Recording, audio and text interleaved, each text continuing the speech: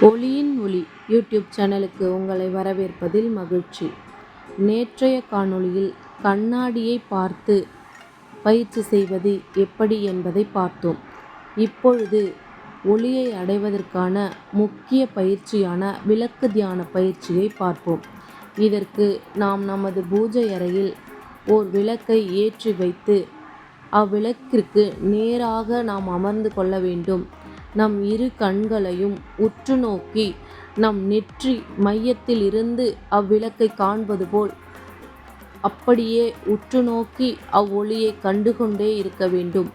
அவ்வொளி அப்படியே நம் கண்களுக்குள் வந்து நம் நெற்றியின் மையத்தில் அடைவது போல் நாம் கற்பனை செய்து கொள்ள வேண்டும். அந்த நெற்றியின் மையத்தில் அவ்வொளி சுடர்விட்டு கொண்டு எரிந்து கொண்டிருப்பதை நாம் கண்டு அப்படியே தியான நிலையில் இருக்க வேண்டும்.